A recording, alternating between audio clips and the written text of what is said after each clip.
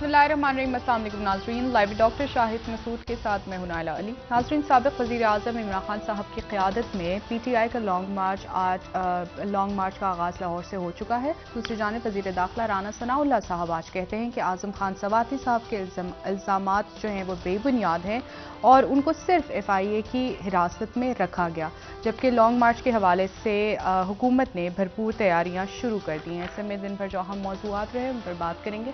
हमारे साथ स्टूडियो में मौजूद हैं डॉक्टर शाहिद मसूद। अस्सलाम वालेकुम डॉक्टर साहब। सर, आज लॉन्ग मार्च का बाकायदा आगाज़ हो चुका है लाहौर से खान साहब की क़यादत में, और हुकूमत भी भरपूर तैयारी कर रही है कि अगर इस्लामाबाद में एंटर होते हैं तो कैसे हैंडल किया जाए क्राउड को।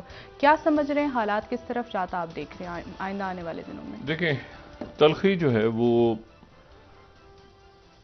शदीद तर है जी।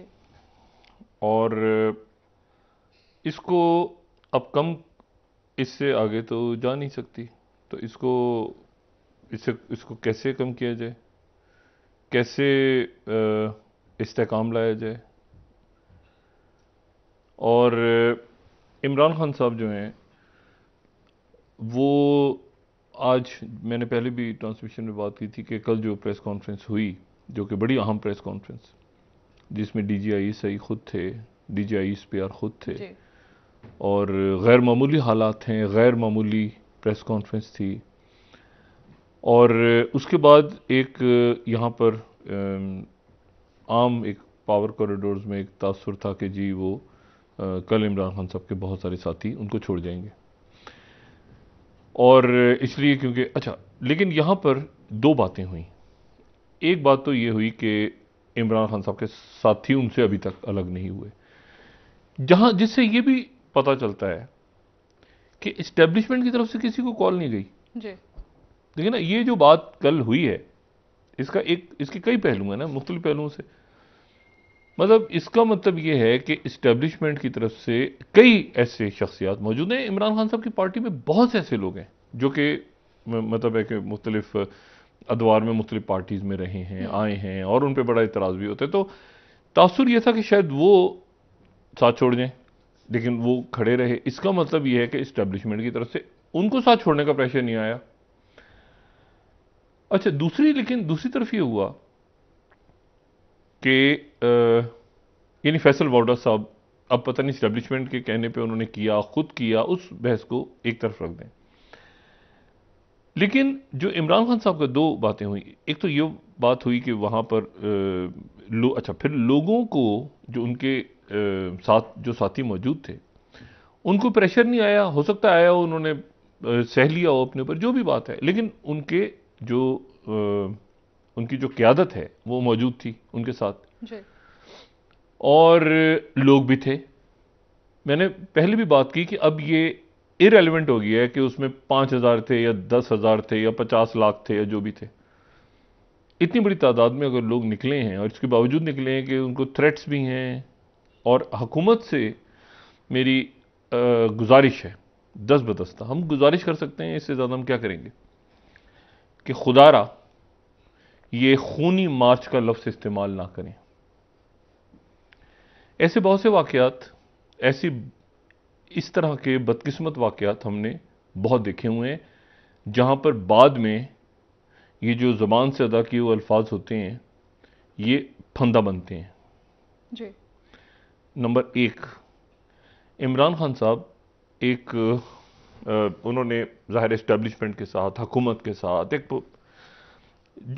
इस मामले, उनकी ज़िंदगी को ख़तरा है, ठीक है, थ्रेट अलर्ट्स हैं, सब कुछ है। तो बराह करम इस वक्त मामलात को ठंडा करें। ये गले पड़ जाएगा हुकूमत वक्त के। तो ये जो है ना कि मतलब फितना ख़त्म करना होगा, फलां करना, अगर कुछ हो गया मैंने आपसे कहना, ऐसे तब्दील होती हैं हालात, यूं ऐसे, और मैंने होते देखे हैं, हमने खुद होते देखे हैं। और उसके बाद जो देखिए ऐसे तूफान आ रहा होता है ना, तो बेहतर ही होता है कि आप उसको मैनेज करते हैं, चीज़ों को मैनेज करते हैं। कि आप कहते हैं कि तूफान, ये नहीं करते कि मैं तूफान से लड़ो। एक तूफान आ रहा, आप कहते हैं यार यहाँ से आबादियों को खाली करवाओ, मतलब कोई उसको मैनेज करते हैं चीज़ को ना। तो यह हम मैनेज किया जाए, इस चीज़ को मैनेज किया जाए, गुस्से को, तलखियों को, अगर आप ये कहेंगे कि जी ऐसा है कि वो वहां से आ रहा है ना टोर्नेडो सामने से, तो बंदा 4 बंदे भेज के टोर्नेडो को, ऐसे नहीं होता। आप कहते हैं कि यार इसको गुजरने दो, उसके बाद जाके देखेंगे क्या हालात वालात हैं, उसके बाद जाके उसको करेंगे। और ज़्यादा वहाँ से इंसानी आबादी निकाल लो, लोगों को देखो कि पावर हाउस बाकी मामला, गाड़ियाँ तो नहीं फंसी, मतलब निकलने दो उसको। अब मसला ये है कि वो यहाँ पर तो एक तो हुकूमत से गुजारिश है जी। कि ये लफ्ज़ खूनी मार्च इस्तेमाल करना बंद करें लफ्ज़, ठीक है। और दूसरी बात यह है कि इसको वो जो बैकडोर चैनल्स जो भी थे उनको दोबारा स्टार्ट किया जाए, और स्टार्ट करने के बाद इस बात को यकीनी बनाया जाए कि उस गुफ्तगू को लीक नहीं किया जाएगा। जी। ये जो बात देखें, नाम आए ना, हमें नहीं पता कि परवेज खटक साहब की और सादर रफी साहब की क्या बात हुई, क्योंकि दोनों शख्सियात सियासी तौर पे बहुत ज्यादा, आप समझें कि मैच्योर हैं।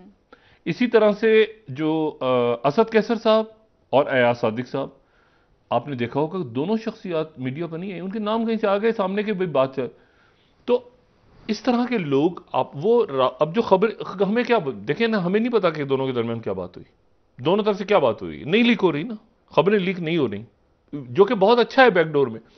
अगर तमाम रास्ते ही खत्म हो जाएंगे या उनकी खबरें लीक होना शुरू हो जाएंगी, कोई लीक कर के ये उसने ये कहा, ये उसके नतीजे में बदगुमानियां पैदा होंगी और यहां तक मामला पहुंचेंगे। ये हमारा काम है कहना। मैं देखें 2-3 बातें आपसे कहूं। ये जो बयानिया होता है ना, बात करना, कि मैं यहां पर अपनी कोई किसी किस्म की ना कोई तारीफ कर रहा हूं, ना कोई अपने ऊपर, अल्लाह माफ करे कि मैं कोई ऐसी इस तरह का ख्याल भी, लेकिन मैं एक 2-3 तजर्बे बता रहा हूं जो इन 20-22 सालों में हुए, यानी मीडिया के वक्त में। और मैं आज वो बात हो रही थी कि जी मीडिया के लोग बड़े, मतलब है कि बड़े वाकयात ऐसे देखते हैं कि जी जो वाकयात अपने आप को संभाल नहीं पाते, और जाहिर है हम भी इंसान हैं, वो दिल गिरफ्ता हो जाते हैं।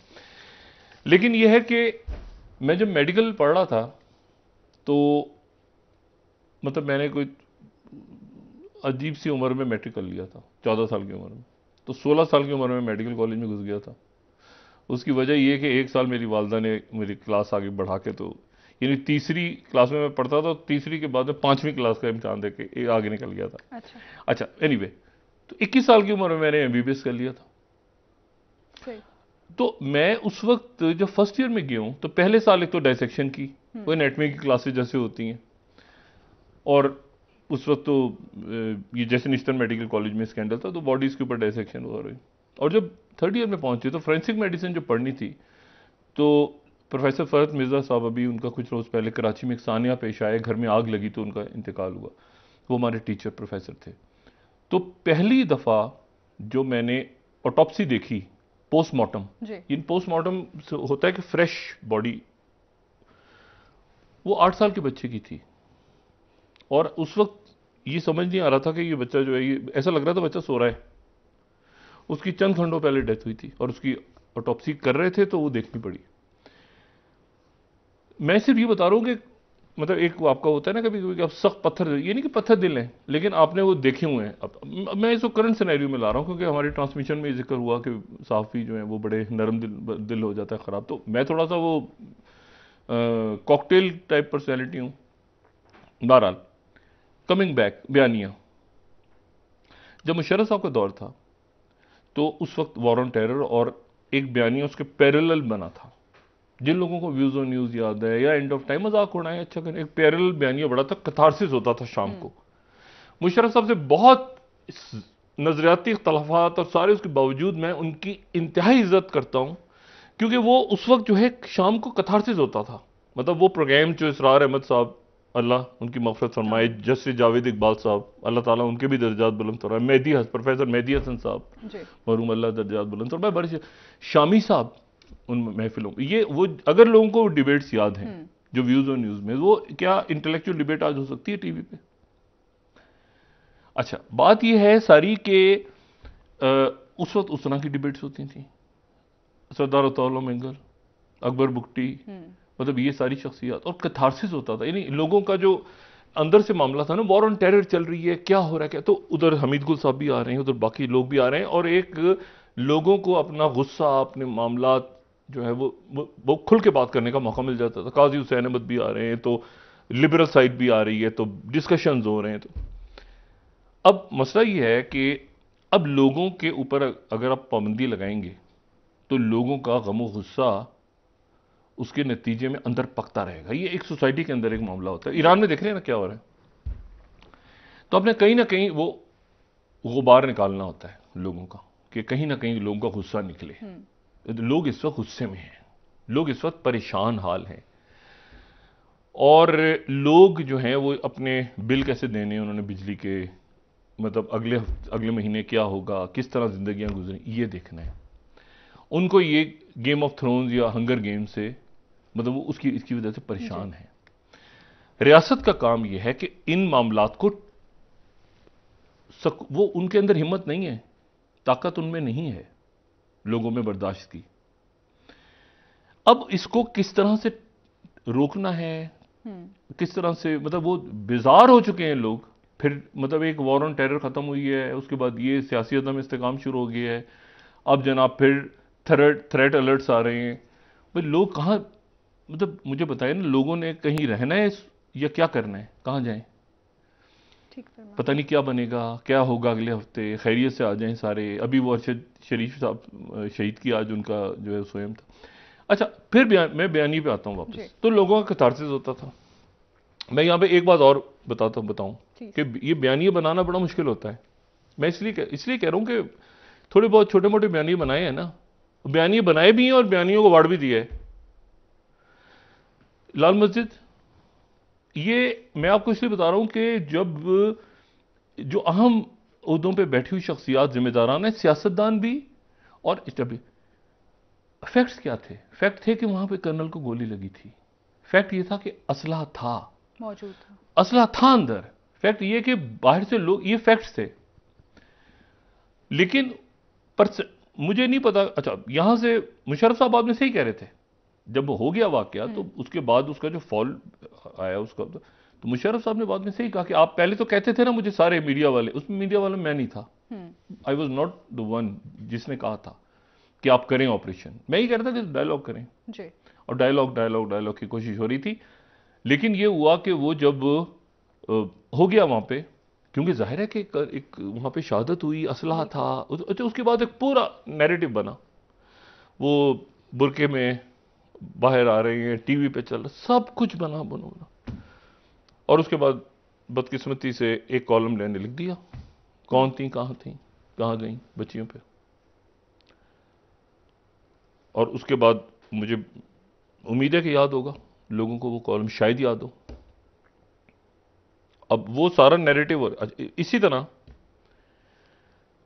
ये नैरेटिव बनता है ना, ये बदमाशियां, माशी दहशतगर्दी, लूटी हुई दौलत वापस लाओ, कुछ पकड़े जाएंगे, कुछ मारे जाएंगे। अब लोग इससे नहीं निकल पा रहे।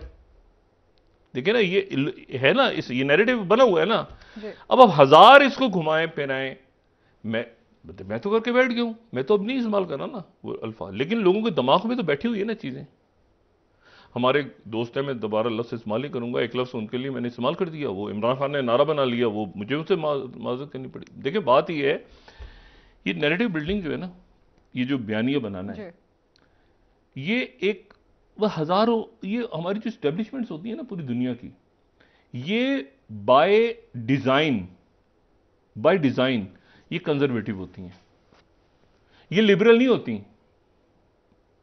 ये तरक्की पसंद नहीं होती। स्टैब्लिशमेंट्स होती हैं हमेशा उनका झुकाव दाएं बाजू, यानी वो, ये आप समझें कि मतलब वो दे आर फाइटर्स, वो जान देते हैं, वो खून अपना गिराते हैं, ठीक है, वो लड़ते हैं, वो शहीद होते हैं। वो जो है वो ट्रेन होते हैं इस पे कि उनका नारा तकबीर अल्लाह अकबर पाकिस्तान में जी। वो चूंकि सेकुलर मुल्क है तो वहां पर नारा उनका वो लगता है जय हिंद, जिसलिए अजीब गड़बड़ फंसा हुआ है कि जय हिंद में भाई मुसलमानों के साथ तो ज्यादती हो रही है और ऑफिसर्स नहीं जा रहे ऊपर, गड़बड़ घोटाला हुआ है ना उनकी इस्टेब्लिशमेंट में। लेकिन आपके यहां वो नारा तकबीर अल्लाह अकबर, ठीक है। आप किसी कैंटोनमेंट में चले जाएं, आपको ये बात है, वो ट्रेन इस पे है, ट्रेनिंग अब आगे जाके आप लिबरल हो, जो भी जो जैसे करें, लेकिन बुनियाद वहां से होती है। इसी वहां CIA को आप चले जाएं ना, वहां पर आप चले जाएं, वहां पर वो आपको हार्ड कोर कंजर्वेटिव अमेरिका के वो प्रॉपर मिलेंगे। बाद में वो ठीक है, मुख्तलिफ अंदाज में वो उनकी पोस्टिंग्स होती हैं, लेकिन एक खास माइंडसेट होता है। अब इशू ये है कि और उसी पे वो लड़ते हैं, वो जान देते हैं ना, क्योंकि मुल्क, मजहब या तारीख, नहीं, ये 3-4 चीजों पे लड़ाई होती है ना। कौमियतों में तारीख उठा लें, कौमियत, जमीन, मजहब और भी एक चीज ऐड कर लें, ठीक है, रिसोर्सेज, कि ये दरिया मेरे पास आएगा, ये समंदर मेरे पास आएगा, ये कहते हैं तारीख उठा ली, 4-5 चीजें हैं। अच्छा, वो कहते हैं, अच्छा बहरहाल अब मसला ये है कि इमरान खान साहब का जो बयानिया है वो खत्म नहीं हो रहा। वो उसको मैं अब क्या करना है, ये जो गुफ्तगू थी इमरान खान साहब की, अब वो कह रहे हैं कि ये फितने को खत्म करो, ये बयानिया है, ये कोई जवाब है? तोड़ देंगे, फोड़ देंगे, मार देंगे, ओ भाई खुदा का वास्ता, ये करना है? बट यार क्या इस तरह मैनेज होती हैं चीजें? तो बराह करम इसको, वो तो इमरान खान, अच्छा जब मैंने अब सारे लोग, मैं कोई बात नहीं करूंगा, अब इसलिए बात नहीं करूंगा कि ना, अब किसी को मशवरा भी दूंगा तो उसके पैसे लूंगा, अब तय कर लिए।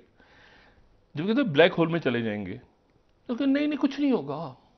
मैं कहा जी इमरान खान को हटाएंगे, उसके ब्लैक होल है, एक सब फंसे होंगे और सोच रहे होंगे क्या होना है। अब PDM की, हुक्मरान इत्तेहाद की एक बड़ी जमात, मैं आज इधर उधर की बातें करके जरा अपना क्या कहते हैं ना, वो जरा थोड़ा सा ना, नहीं मैं भी सोच रहा हूँ ना, देख लो क्या क्या होता है। खैर होगी, अल्लाह खैर करेगा इंशाल्लाह। शायद इसी में से कोई बात ऐसी जहन में आ जाए, हमारे भी जहन में आ जाए। PDM की एक बड़ी जमात, यानी बहुत तो सारी जमातें बड़ी हैं, लेकिन बड़ी जमातों से मुराद ये कि बड़ी जमात मुल्क की, उनके सरबराह से बात हुई। यकीनन हमारे अदारों को इल्म है, इस बात को होना चाहिए, जाहिर है कि डॉक्टर शायद उनको भी बात हो रही है तो पता, उनके सरबराह से बात हुई। हमारे मीडिया के एक और भी बड़े जबरदस्त साथी मौजूद थे उस जगह पे, तो मैंने उनसे कहा, वो कहते हैं यार ये माशाल्लाह की बातें क्या हो रही हैं? तो मैंने कहा जी मतलब माशाल्लाह की तो बातें अल्लाह ना करे ऐसा हो, जमहूरियत चले अपनी जगह। तो मैंने कहा जी अब वो हुक्मरान इत्तेहाद में बड़ी जमात, मैं रिपीट कर रहा हूं, बड़ी जमात, हुक्मरान इत्तेहाद, सरबराह, अब लोग गैस करते रहे कि कौन हो सकते हैं, 2-3 ही है ना। अब वो मुझे आगे से क्या कहते हैं, मैंने कहा मैंने कहा जी अगर मार्शाल्लाह लगा तो हालात खराब हुए। आगे से उनका जवाब क्या था, कहते डॉक्टर साहब मार्शाल्लाह लगा तो हम और इमरान खान एक साथ होंगे। अच्छा, हम और इमरान खान एक साथ होंगे। तो इशू ये है कि पहली बात तो ये है कि इसको पॉलिटिकली इसको कैसे मैनेज करना है, मैनेज करें, ठीक है, मतलब इसको आप रिएक्ट ना करें, सबसे गुजारिश है रिएक्ट ना करें, मैनेज करें।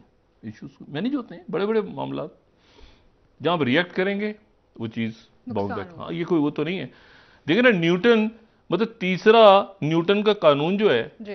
वो न्यूटन बैठा हुआ था तो सेब आया, और भाई सेब हो सकता है उसका सर पे गिरा हो, इतना भारी सेब उसके यहाँ पे मतलब जो भी था, हम कहते हैं ना सेब गिरा, मतलब वो सेब गिरा, लॉ तो बन गया, वो उससे पहले उसका सर फूटा क्या हुआ, वो सेब था, नारियल था, हम तो बड़ी उसको नरम सा बना देते हैं ना। मसला ये है कि वो इसको मैनेज करें।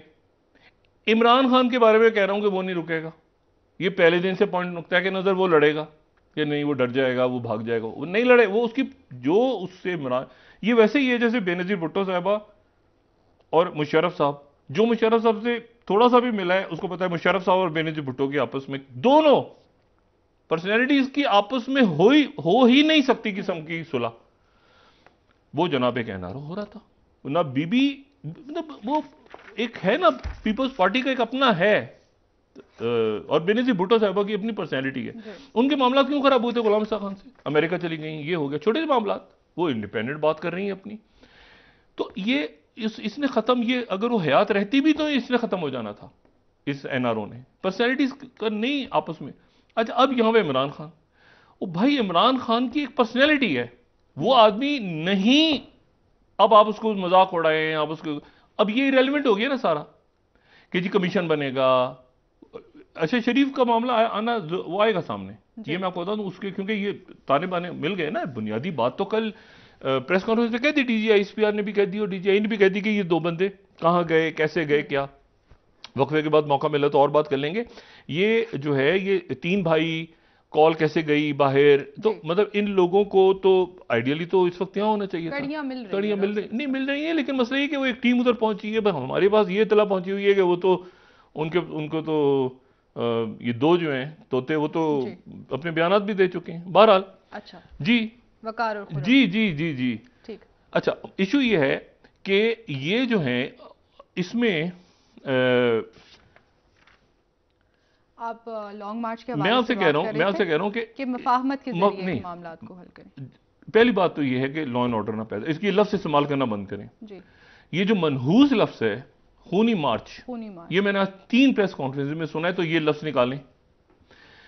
दोबारा फैसल वाडा साहब वो बात ना करें कि मुझे जनाजे नजर आ रहे हैं, मुझे मरते लोग नजर आ रहे हैं। और भाई आप नॉस्ट्रेडेमस, वो मुझे नहीं पता, मैं उनसे गुजारिश करता कि ये अल्फाज इस्तेमाल ना करें, अल्लाह ना करे ऐसा हो। तीसरी बात यह है कि मतलब अदारों ने अपनी जगह रहना है, पाकिस्तान ने भी अपनी जगह रहना है। इमरान खान साहब इस वक्त एक जाहिर माहौल बना, जब मैंने आपसे कहा ना कि जब बात हो रही थी तो उसको लीक नहीं होनी चाहिए थी जी।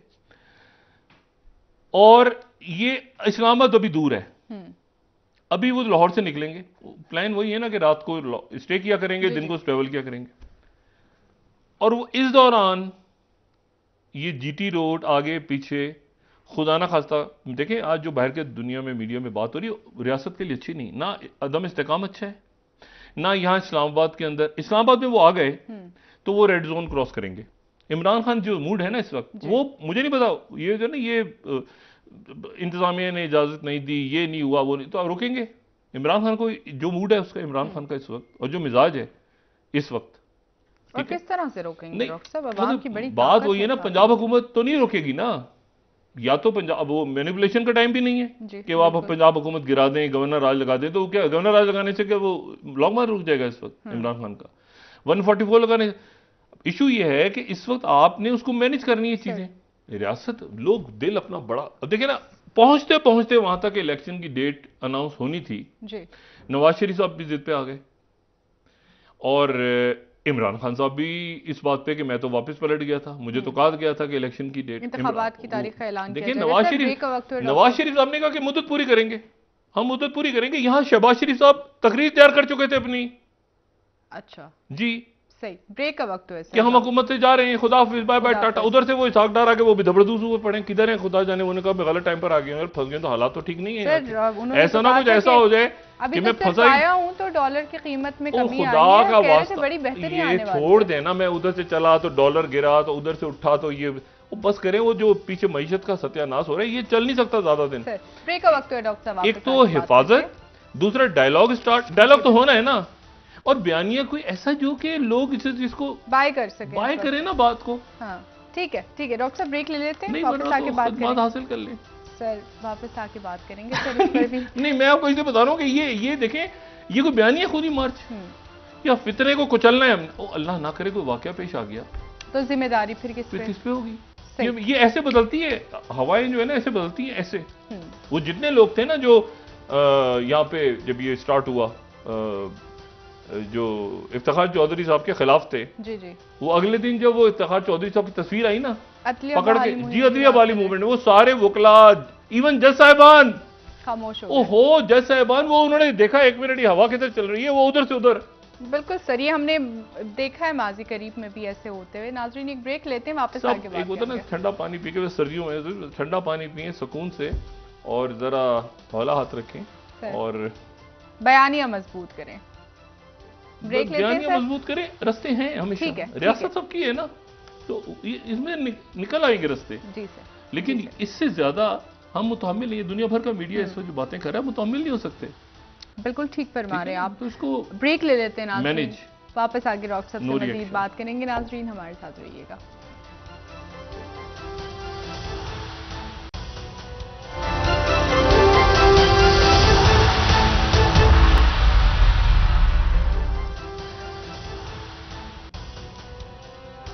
वेलकम बैक नाज़रीन। जी डॉक्टर साहब, अब जो देखा जा रहा है, खान साहब के एक बैकडोर राब्तों के हवाले से बातें भी बाज़गश्त कर रही थी, लेकिन इस्टेब्लिशमेंट और खान साहब के दरमियान अब क्या ताल्लुकात बिल्कुल ख़त्म हो चुके हैं? आज की तकरीर के बाद आपको क्या जी हाँ, फिलहाल तो आज असल में मैं इसको मुझे नहीं पता किस तरह मिसाल दूं, लेकिन ये जो आजकल का दौर है ना, इसमें ये लव मैरिज बड़ी जल्दी ख़त्म हो जाती हैं। वो एक ज़माने में शायद चलती थी, वो आजकल बड़ी जल्दी, अब डाइवोर्स रेट बहुत ज़्यादा हो गया है दुनिया में। हाँ, अच्छा, तो वो बहरहाल, लेकिन ये है कि फिर उसको मतलब मैनेज कैसे करना है ये देखना है।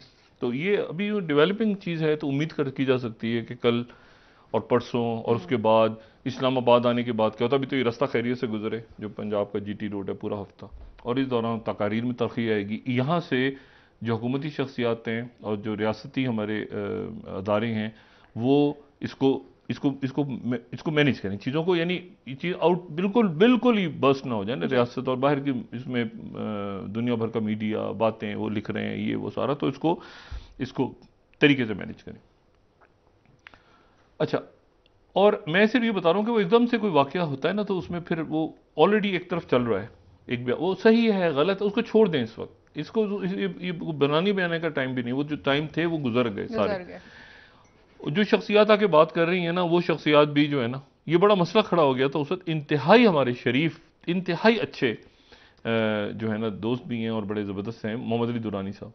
वो जब ये मामला चला तो वो जब अदले बहारी तहरीक हुई तो उनको क्या पता, तो वो भी मोहम्मद अली दुरानी साहब ज़बरदस्त किस्म के, तो उनको वो उस वक्त वो डिफेंड नहीं कर पाए जी।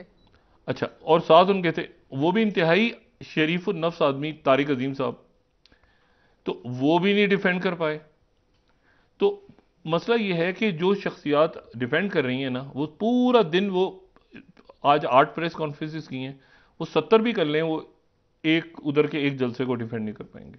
ये तो तय है ना मुसलमान। अब वो बढ़ाते जा रहे हैं और वो कोई फायदा नहीं हो रहा। उसे इमरान खान का वो स्ट्रांग हो रहा है।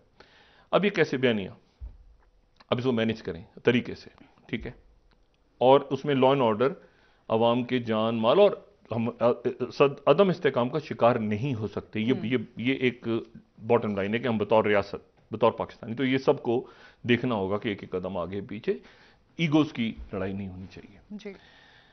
अच्छा, दूसरी जो बात है वो ये है कि देखें, दुनिया जो है ना आज की, पाकिस्तान को भी हम देखते हैं एलीट कैप्चर और ये सारी बातें करते हैं कि पाकिस्तान में चंद लोगों के पास बहुत पैसा आ गया है, तो वो पूरी की पूरी रियासतें उनके नीचे आ गई हैं। हम पाकिस्तान में बात करते हैं रियासत के अंदर, ये एक्चुअली पूरी दुनिया में ये हो गया है।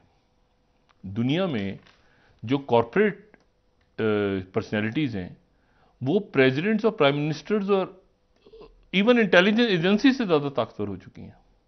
और आज का जो दिन है, आज का दिन ही ख़ास तौर पे इसलिए कि इलॉन मस्क, ठीक है, अब ये मतलब तारीखी दिन है। इलॉन मस्क जो है वो दुनिया के अमीर तरीन आदमी हैं। एक तो ये अगर हम दिखाएं उनकी एम्पायर का चार्ट, तो इसमें कर्टसी इंडिया टुडे, ये उनकी जो एम्पायर है, रिचेस्ट सबसे अमीर आदमी है, उनके पास दौलत कितनी है, 257 अरब डॉलर्स, ठीक है जी, डॉलर्स, 257 बिलियन। अब मुझे नहीं पता किस मुल्क के कितने रिजर्व्स हैं इस वक्त। एक आदमी के पास 257 बिलियन है, रिचेस्ट मैन, ठीक है। अब उनके पास क्या है, टेस्ला, वो जो गाड़ियां हैं, स्पेस एक्स, वो जो स्टारलिंक, जिसके, अच्छा स्टारलिंक, ये वो स्टारलिंक है जिसकी वजह से यूक्रेन में लड़ाई हो रही है जी। ये स्टारलिंक बंद कर दे तो वरना फौजियों के पास इंटरनेट जी, जो ऊपर स्पेस से, ये अगर बंद कर दे स्पेस एक्स अपना, तो वहां पर ना फौज के पास इंटरनेट होगा, ना वहां पे जो है वो सिविलियंस के पास हो। यूक्रेन की जंग, उसके बाद बोरिंग कंपनी, हाँ ये न्यूरो टेक्नोलॉजी में जा चुका है बंदा, उसके बाद में बात करेंगे। फिर इसने आज ट्विटर भी ले लिया, ठीक है, और ये 39 बिलियन में इसने, इसकी प्राइस है 44 में, इसने प्राइस ज्यादा महंगा ले लिया ट्विटर। और ट्विटर भी माइक्रो ब्लॉगिंग, एक तो ब्लॉग होते हैं, लिखते हैं आप, एक माइक्रो ब्लॉग, छोटा ब्लॉग मैसेज, उसको जो है ना वो जो काउंटेड वर्ड, हाँ मतलब एक वर्ड छोटे हों और वो उसकी एक तादाद हो, और माइक्रो ब्लॉगिंग। और उसने आते ही जो है वो फारिग कर दिया वहाँ से वो पराग अग्रवाल को, जो कि उनके सीईओ थे। और सीईओ ने जाते जाते आप अंदाज़ा लगाएं उसको $100 मिलियन मिलेंगे फायर होने के वक्त। सीईओ इशू नहीं है, इधर फेंक उधर मार उधर वो सारे हेड। अच्छा एक बंदा खुश हो रहा है, एक बंदा आते उन्होंने कहा फ्रीडम ऑफ एक्सप्रेशन। ये अब जियो पॉलिटिक्स में इन्वॉल्व हो गया है। ये जो यानी दुनिया का अमीर तरीन आदमी तो है इलॉन मस्क, लेकिन ये जियो पॉलिटिक्स में इन्वॉल्व हो गया है। इसने ट्विटर ले लिया है, नहीं हाँ अभी नहीं, इसने ये कहा, इसने एक पीस प्लान पेश कर दिया यूक्रेन में, जो कि अमेरिका और उसके अगेंस्ट है। अब देखिए ना, एक आदमी जो, अच्छा उधर से थोड़ी सी आंख दिखाई अमेरिका ने, नेटो ने, तो इसने आज ट्वीट किया बर्ड इज फ्री, क्योंकि वो ट्विटर का है बर्ड इज फ्री। अच्छा इसके ऊपर सबसे पहले तो छलांग लगाई है उसने, खुशी का इजहार किया है एक आदमी ने जिसका नाम है डोनाल्ड ट्रंप। उसका अकाउंट ब्लॉक है ना 2021 से। उसने कहा अच्छा फ्री स्पीच। अच्छा वो यूरोप की तरफ से रिएक्शन आया, नहीं हमारे रूल्स होंगे। अच्छा इनके रूल्स होंगे तो ये इंटरनेट बंद कर देगा यूक्रेन का। तो वो सब दबड़दूस सारी की सारी फौजें वहां पे। उसके बाद इसने थोड़ी सी आंख दिखाई, अमेरिका ने इसने बिल भेज दिया बना के कि जो इंटरनेट में दे रहा हूँ सारी बार इसका बिल है कि फ्री नहीं है। हाँ हाँ इसने कहा मैं सारी सर्विसेज प्रोवाइड कर रहा हूँ, तो मेरा एक बिल है पेंटागन यूक्रेन में, वहां जो इंटरनेट दे रहा हूँ फ्री नहीं है, वो मैं बिल बाद में भेजूंगा। अच्छा और पीस प्लान पेश कर दिया जिसके मुताबिक क्रीमिया वगैरह भी रशिया का, मतलब ये जियो। फिर इसने ईरान में इसने कहा मैं स्टारलिंक प्रोवाइड करता हूँ, ये जो फुटेज वगैरह वहां से आ रही है इंटरनेट, ये पाबंदी लगी हुई है, गवर्नमेंट टू गवर्नमेंट तो प्राइवेट ऑर्गेनाइजेशन कर सकती हैं, ये जो कोई तीसरा रास्ता निकाला। फिर इसका ताइवान के ऊपर एक ओपिनियन है, क्योंकि इसकी कंपनी वहां पे चाइना में वो कि जी कुछ इलाका जो है वो ऐसा है कि चाइना का कंट्रोल। जियो पॉलिटिक्स में इतना ज्यादा पावरफुल हो गया है कि आप ये देखें कि न्यूयॉर्क टाइम्स ने क्या लिखा है, जो 5th हमारी स्लाइड है, कि Elon Musk became a Jio political chaos agent. यानी दुनिया का जो सब अमीर तरह लोगों को ये समझ नहीं आ रही कि एक बंदा जो अपनी जेब में 257 अरब डॉलर लेके घूम रहा है, inserted himself in some of the world's most comfortable conflict में कूदा हुआ है, वो इधर उधर आगे पीछे कौन बात करे क्या करे उसको को बस अब वो लेके घूम रहा है। अच्छा और सबसे अच्छा बयान तो ये है ना जो साउथ चाइना मॉर्निंग पोस्ट में कोट कर देते हैं, जो 8वीं हमारी न्यूज है, ट्रंप ने कहा है कि अच्छा Twitter now in Sen hands, अब अक्लमंद शख्स के हाथ में आ गया है ट्विटर, ठीक है। यूरोपीय यूनियन क्वेश्चन पर परेशान है, वो कह रहा है आई एम वेरी हैप्पी कि अब ट्विटर जो है ना एक रेडिकल लेफ्ट ल्यूनेटिक्स के हाथ में नहीं होगा और मैनियक्स के हाथ में, ठीक है ना, जो कि मुल्क दुश्मन अनासिर हैं। ये ट्रंप कह रहा है। मैंने कहा ट्रंप जहां कह रहा है ट्रंप की वापसी होगी, वो है, ट्रंप गया नहीं है, तो रास्ते साफ हो रहे हैं सर। मैंने कहा ना ये दोनों ब्लॉन्ड जो ये जो पॉपुलिस्ट लीडर्स हैं ये गए नहीं है, ना उधर से बोरिस जॉनसन का दिल भरा है ना उधर ट्रंप, ठीक है। और ट्रंप को ये मिल गया सामने एक ओल्ड बुक्स, वो पता नहीं किस दौर का कोल्ड वॉर का पुराना जनाब, ऐसे होगा तैसे होगा, बड़ा हुआ अमेरिका। अब मसला ये है कि ये कैसे क्या करना है, कैसे करना है, क्या करना है कैसे, तो इसका कुछ तरीका बनाया जाए मुल्क में ताकि सियासी इस्तेकाम आ जाए। आज नहीं तो 6 महीने बाद इलेक्शन होगा, 6 महीने बाद तो अच्छा अब इमरान खान साहब इलेक्शन की बात नहीं कर रहे, अब वो कह रहे हैं हकीकी आजादी। इस मार्च का नाम ये नहीं कि अब हकीकी आजादी उनके क्या जहन में है, ये अब 4-5 लोगों वो उनको बयान करते हैं। हम चाहते हैं कि तसल्लुत हो, एक खास किस्म के लोगों से छुड़ाया जाए, ये क्या इंतखाबात तो गालिबन मुझे एग्जैक्टली नहीं पता कि वो लेकिन उनके जो फॉलोअर्स हैं, एक क्विक ब्रेक है डॉक्टर साहब, वापस आके बात वो इस सिस्टम को नहीं मान रहे। ठीक है सर। और यहाँ पे जब इमरान खान कहते हैं कि मुझे हटा के मुझसे कोई बेहतर आदमी आ जाए, लोग आ जाते, ये क्या ले आए आप? नजर आ रही है ना, वो कवानीन भी इनको भी पास करने थे, वो ये पहले इमरान खान को पॉलिटिकल देखते वो उनका। अच्छा इमरान खान के पास है ना कि भाई इन्होंने एनआरओ अपने वो कवानीन करा दिए, नहीं ये जो कवानीन पास हुए ना नैब के, मतलब उसके पास देखिए या तो ये थोड़ा सा ठंडा होकर उसको पॉलिटिकली मैनेज करें। जी वक्फा ले लीजिए। ठीक है नाज़रीन, एक ब्रेक हमारे साथ रहिए।